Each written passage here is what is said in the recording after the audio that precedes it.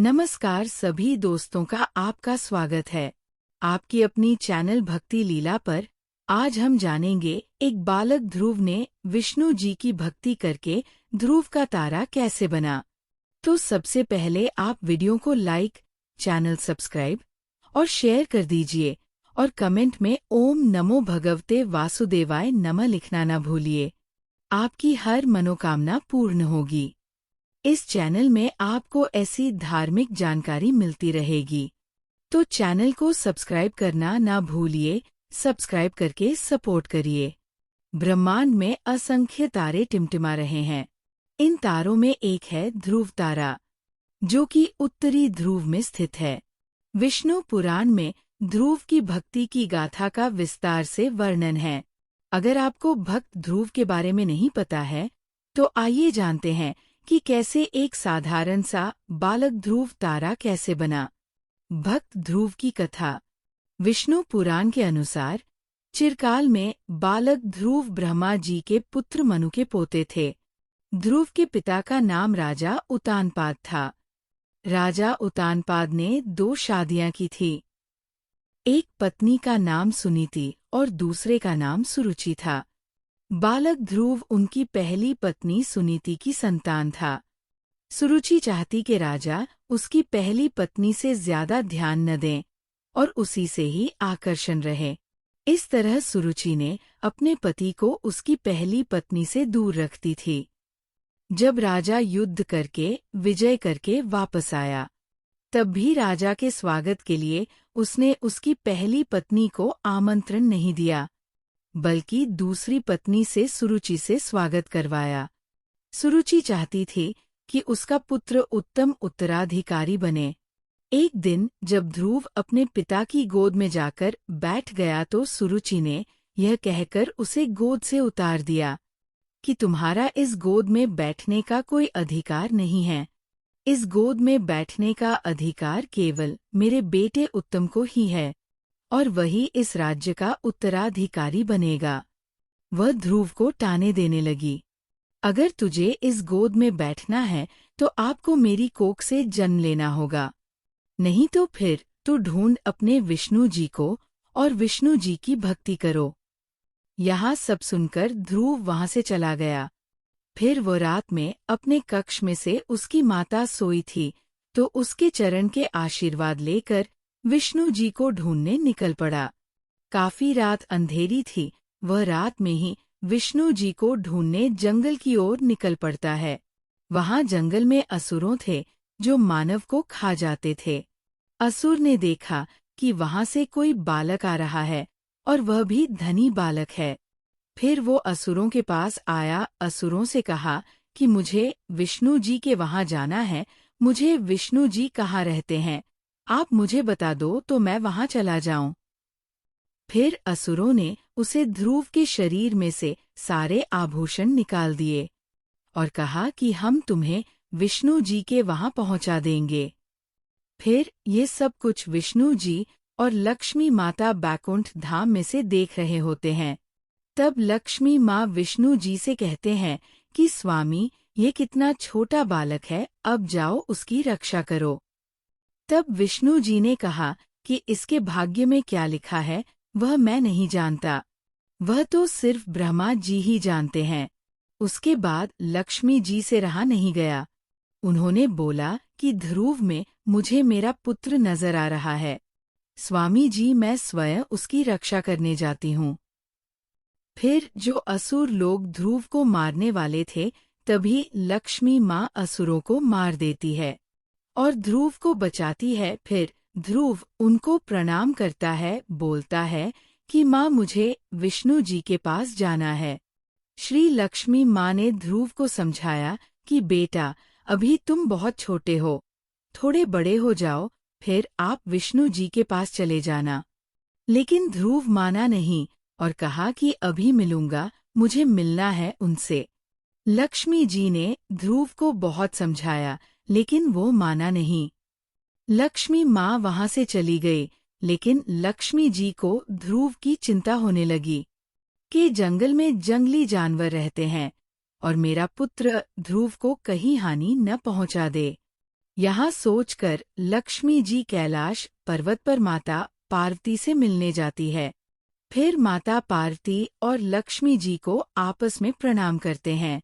माता पार्वती कहती है कि है देवी लक्ष्मी, आज हमारे भाग्य खुल गए कि आप हमारे द्वारा आए। तब लक्ष्मी जी कहती है कि मुझे आपसे मदद की जरूरत है माता। आपको तो पता है कि ध्रुव जंगल में विष्णु जी की आराधना कर रहा है और जंगल में जंगली शेर रहते हैं, उसे हानि न पहुंचाएं। इसलिए आप अपने शेर को वहां भेजिए जिससे उसकी रक्षा हो सके। तब पार्वती जी ने कहा कि जो लक्ष्मी जी, मैं अपने शेर को भेजती हूँ, उसकी चिंता मत करो, अब ध्रुव की वहां पर कोई हानि नहीं पहुंचाएगा। तब माता पार्वती ने उसकी रक्षा के लिए उनका शेर वहां पर भेजा। जब सुबह हुई तो ध्रुव की माता सुनीति को ध्रुव दिखाई नहीं दिया। पूरे राजमहल में ध्रुव को ढूंढा, लेकिन वह दिखाई नहीं दिया। तो फिर उन्होंने राजा जी को बुलाकर, ध्रुव मिल नहीं रहा है, लगता है कहीं चला गया है। फिर राजा सुनीता को आश्वासन देता है कि मैं हमारे सारे सैनिकों को भेजता हूँ ध्रुव को ढूंढने के लिए। तब राजा के पिता ने कहा कि तुम कैसे बाप हो, अपने बेटे को खुद नहीं ढूंढ पाते, आप क्यों नहीं ढूंढने जा रहे हो। ये सुनकर राजा का मन परिवर्तन हो गया और वह स्वयं ही ध्रुव को ढूंढने के लिए गया।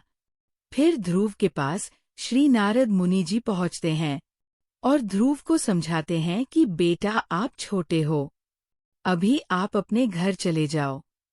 आपके माता पिता बहुत चिंतित हैं और वह आपको ढूंढ रहे हैं।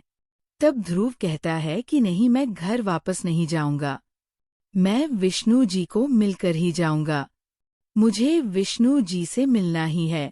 नारद मुनि भी समझ गए थे कि ये भक्त ध्रुव विष्णु जी को मिलकर ही मानेगा। तब नारद जी ध्रुव को एक मंत्र देते हैं और कहते हैं कि इस मंत्र का उच्चारण करो, आपको विष्णु जी मिल जाएंगे। वह मंत्र था ओम नमो भगवते वासुदेवाय नमः। ध्रुव ने नारद मुनि जी को अपना गुरु मानकर उनका आशीर्वाद लेकर वह मंत्र का जाप करने लगा। कुछ समय हो गया और वहां उसके माता पिता ने भी आशा छोड़ दी थी ध्रुव की। फिर वापस नारद मुनि जी आते हैं, ध्रुव को कहते हैं कि है ध्रुव, आपके माता पिता बहुत चिंतित हैं, आप अभी छोटे हो, आप बड़े होकर विष्णु जी की भक्ति करना। लेकिन वह मना करता है कि नहीं, मैं अभी इसी समय में विष्णु जी की भक्ति करूंगा। तब नारद जी ध्रुव को एक और कठिन तपस्या कहते हैं कि है ध्रुव, आप एक ही श्वास में ओम नमो नारायण का जाप करते हो तो आपको विष्णु जी अवश्य मिलेंगे। ऐसी कठिन तपस्या से माता लक्ष्मी जी भी नारद जी से नाराज हो गई थी कि आप इतने छोटे बालक को ऐसी कठिन तपस्या करने को कैसे कह सकते हो। फिर थोड़ा समय जाता है और सारे पृथ्वी पर सब मुरझा जाता है। ध्रुव की एक श्वास अंदर जाती है तो पूरे पक्षी, पेड़ पौधे, सब कुछ सब नष्ट और मृत्यु होने लगते हैं। तब सभी देवताओं को लगा कि अगर भक्त ध्रुव को रोका नहीं गया तो पूरी दुनिया नष्ट हो सकती है। तब सभी देवों ने विष्णु जी के पास गए और विष्णु जी से आग्रह किया कि आप जाइए और भक्त ध्रुव को दर्शन दीजिए। फिर ध्रुव के पास विष्णु जी पहुंच गए, प्रकट होकर बोले, हे वत्स, मैं तुम्हारी भक्ति से बहुत प्रसन्न हूँ। और विष्णु जी ने दर्शन दिया और कहा कि मैं ही हूँ विष्णु, जो बड़े बड़े कल्याणी साधुओं और मनुष्य भी नहीं कर सके, आपने मुझे 6 महीने में ही प्रसन्न कर लिया। फिर भक्त ध्रुव ने कहा कि मुझे आपसे एक बात पूछनी थी। विष्णु जी ने कहा कि पूछो भक्त ध्रुव। तब ध्रुव ने कहा कि बेटे को अपने पिताजी की गोद पर क्यों नहीं बिठाया जाता। तब विष्णु जी ने ध्रुव को अपनी गोद पर बिठाया और उसे ज्ञान की सारी बातें बताइए। ध्रुव, तुमने 6 महीना की कठिन तपस्या करके और तुम 5 साल के होकर भी मेरी तपस्या की। मैं प्रसन्न हूँ, मैं तुम्हें कुछ देना चाहता हूँ।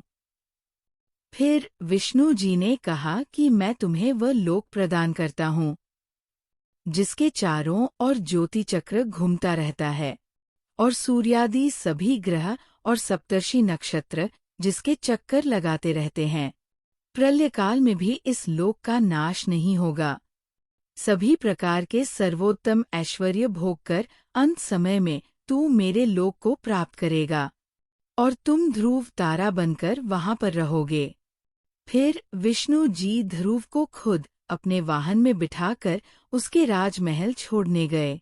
ध्रुव जाकर वहां सबसे पहले उसकी छोटी माँ को मिलता है और कहता है कि माँ, आपके आशीर्वाद से ही मैं विष्णु जी को प्राप्त कर चुका हूँ। अगर आपने मुझे कहा नहीं होता कि जाओ विष्णु जी के पास, तो मुझे विष्णु जी कभी नहीं मिलते। फिर वह सुरुचि भक्त ध्रुव को राजा और उसकी माँ के पास ले जाते हैं और कहती है कि ध्रुव वापस आ गया है। यहाँ देखकर सब खुश हो जाते हैं और उसकी छोटी माँ को भी माफ कर देते हैं। इस तरह ध्रुव की कठोर तपस्या थी। तो आज की ये जानकारी आपको कैसी लगी? जानकारी अच्छी लगी हो तो वीडियो को लाइक, चैनल को सब्सक्राइब करें और कमेंट में ओम नमो भगवते वासुदेवाय नमः जरूर लिखिए। ऐसी और धार्मिक जानकारी पाना चाहते हो तो चैनल को सब्सक्राइब करके सपोर्ट करिए और अपने परिवारों में ये बात शेयर कीजिए। इस चैनल में आपको ऐसी धार्मिक जानकारी मिलती रहेगी। मिलते हैं दूसरे वीडियो में। ओम नमो भगवते वासुदेवाय नमः।